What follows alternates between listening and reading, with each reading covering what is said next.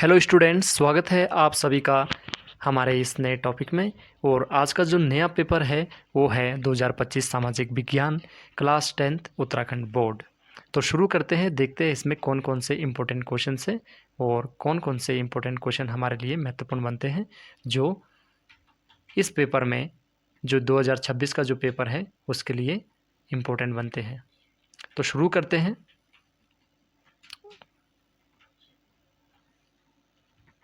ये क्या हो गया भाई? तो शुरू करते हैं। यहाँ पर पहला क्वेश्चन है, क्वेश्चन नंबर फर्स्ट है कि 1815 की वियना संधि की मेज़बानी किसने की थी? ऑप्शन एक है नेपोलियन, ऑप्शन दो है मैटरनिक और ऑप्शन थ्री है थर्ड है मैथ्सिनी और ऑप्शन फोर्थ है इनमें से कोई नहीं। और ख है साइमन कमीशन कब भारत पहुंचा? 1919 में या 1924 में, 1928 या 1930 में। और क्वेश्चन ग भाग परियोजना यानी प्रोजेक्ट टाइगर की शुरुआत कब हुई?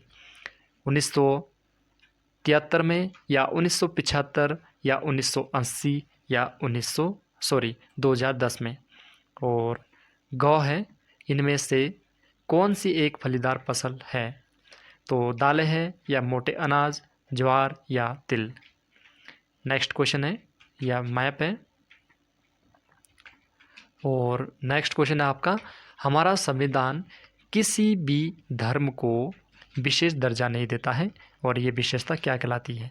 तो सांप्रदायिकता कहलाती है या समाजवाद या धर्मनिरपेक्षता और या फिर संघवाद। भारत में कौन सी दलीय प्रणाली है? एक दलीय प्रणाली या दो दलीय प्रणाली या बहुदलीय प्रणाली या ये सभी।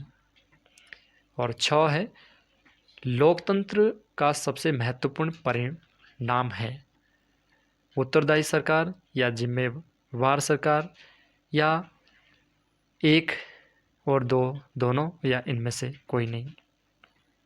और है सामान्यतः किसी देश का विकास किस आधार पर निर्धारित किया जाता है? प्रति व्यक्ति आय पे या औसत साक्षरता स्तर पे या लोगों की स्वास्थ्य स्थिति पर। और यहाँ पर ये तीनों ऑप्शन इसी प्रकार से इसके ऑप्शन थे। और अब हम देखते हैं एक एक मार्क्स के क्वेश्चन। और क्वेश्चन नंबर 2 है कि 1890 के दशक में अफ्रीका में फैले विनाशकारी पशु रोग का नाम क्या था? एक मार्क्स में क्वेश्चन पूछा है। और क्वेश्चन नंबर 3 है भारत में सर्वप्रथम प्रिंटिंग प्रेस कौन लाया? क्वेश्चन नंबर 4 है हीराकुंड बांध किस नदी पर निर्मित है? और इसी प्रकार से क्वेश्चन नंबर 5 है केरल में मिलने वाली मोनोजाइट रेत में कौन सा खनिज पाया जाता है? ये सारे के सारे रिपीटेड क्वेश्चंस हैं। आप पिछले क्वेश्चन पेपर देखोगे तो वहाँ से सारे के सारे रिपीटेड क्वेश्चंस हैं। क्वेश्चन नंबर 5 हो गया। क्वेश्चन नंबर 6 है नगर निगम का अध्यक्ष कौन होता है? और क्वेश्चन नंबर 7 है जिला स्तर पर आपदा प्रबंधन प्राधिकरण का अध्यक्ष कौन होता है? एक मार्क्स का क्वेश्चन। क्वेश्चन नंबर 8 है एनएसएस का विस्तारित नाम लिखिए, यानी full form of NSS. Question number 9 है भारत सरकार ने सूचना पाने का अधिकार यानी आरटीआई कानून किस वर्ष लागू किया? क्वेश्चन नंबर 10 महामंदी के क्या कारण थे, उल्लेख कीजिए। और इसी प्रकार से क्वेश्चन नंबर 11 है 19वीं सदी में भारत में गरीब जनता पर मुद्रण संस्कृति का क्या असर हुआ? ये भी रिपीटेड क्वेश्चंस है और इम्पोर्टेंट क्वेश्चंस है। और नेक्स्ट क्वेश्चन है 12th क्वेश्चन पहाड़ी क्षेत्रों में मृदा अपरदन की रोकथाम के लिए क्या कदम उठाने चाहिए और क्या कदम हम उठा सकते हैं?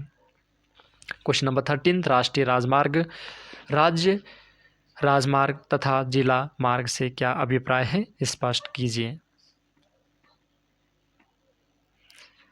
Question number 13 and question number 14 है राजनीतिक दलों के समक्ष क्या विभिन्न चुनौतियां हैं, उल्लेख कीजिए। क्वेश्चन नंबर 15 है लोकतंत्र को सबसे अच्छी शासन प्रणाली क्यों माना जाता है, स्पष्ट कीजिए। इसी प्रकार से क्वेश्चन नंबर 16 है सार्वजनिक क्षेत्र व निजी क्षेत्र में क्या अंतर है, ये आपको बताना है।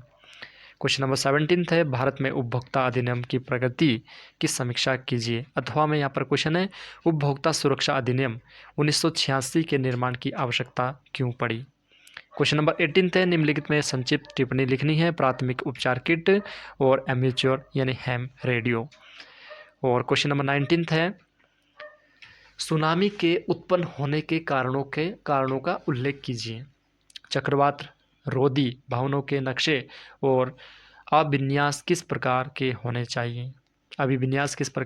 चाहिए। इसी प्रकार से क्वेश्चन नंबर 20 यानी 20वां प्रश्न है, अपने शासन वाले क्षेत्रों में शासन व्यवस्था को ज़्यादा कुशल बनाने के लिए नेपोलियन ने क्या बदलाव किए। ये भी रिपीटेड क्वेश्चन है। और क्वेश्चन नंबर 21 21वां प्रश्न है, सविनय अवज्ञा आंदोलन में शामिल विभिन्न सामाजिक समूह में कौन से थे और उन्होंने आंदोलन में हिस्सा क्यों लिया। और अथवा में यहाँ पर संक्षिप्त टिप्पणी लिखनी है जो कि खिलाफत आंदोलन और सत्याग्रह का विचार है। प्रश्न नंबर 22वां है, राजस्थान के अर्धशुष्क क्षेत्रों में वर्षा जल संग्रहण किस प्रकार किया जाता है, व्याख्या कीजिए। ये प्रश्न भी रिपीटेड क्वेश्चंस हैं। और अथवा में प्रश्न है, उद्योग पर्यावरण को कैसे प्रदूषित करते हैं, समझाइए। जो उद्योग होते हैं पर्यावरण को कैसे प्रदूषित करता है ये आपको बताना है। क्वेश्चन नंबर 23, आधुनिक लोकतांत्रिक व्यवस्था में सत्ता की साझेदारी के अलग अलग तरीके क्या है, उदाहरण सहित समझाइए। और अथवा में यहाँ प्रश्न है, भारत में सत्ता के विकेंद्रीकरण पर प्रकाश डालिए। और क्वेश्चन नंबर 24वां प्रश्न है, जीवन के उन विभिन्न पहलुओं का जिक्र करिए जिनमें भारत में महिलाओं के साथ भेदभाव होता है। 4 मार्क्स का ही क्वेश्चन है। क्वेश्चन नंबर 25, विकास में ऋण की भूमिका का विश्लेषण कीजिए। और अथवा में प्रश्न है, हमें भारत में ऋण के औपचारिक स्रोतों को बढ़ावा की क्यों आवश्यकता है और अनौपचारिक क्या होता है ये भी आपको पता होना चाहिए। 26 है, वैश्वीकरण से आप क्या समझते हैं। बहुत बार ये क्वेश्चन आ चुका है और इस बार भी आने की संभावना है। ऐसे 2025 में से बहुत कम क्वेश्चन रिपीट हो गए, लेकिन जो कुछ क्वेश्चन रिपीट यहाँ से भी होना ही है, क्योंकि ये तो पक्का पता है कि रिपीट यहाँ से भी क्वेश्चन होते ही है। एक आध क्वेश्चन आ ही सकते हैं यहाँ से भी। ठीक, क्वेश्चन नंबर 27 दिए गए भारत के राजनीतिक रेखा मानचित्र में उन राज्यों की पहचान कर उन राज्यों के नाम लिखिए जहां निम्नलिखित घटनाएं हुई। जलियांवाला बाग हत्याकांड और गांधी जी ने दांडी मार्च किया।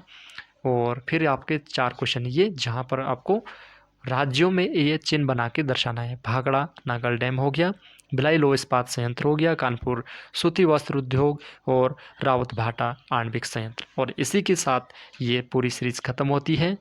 अगली बार हम लेके आएंगे आपके लिए एक और सब्जेक्ट के क्वेश्चन पेपर उत्तराखंड बोर्ड से। बने रहिए हमारे साथ। और इसी के साथ हम इस टॉपिक को समाप्त करते हैं। धन्यवाद।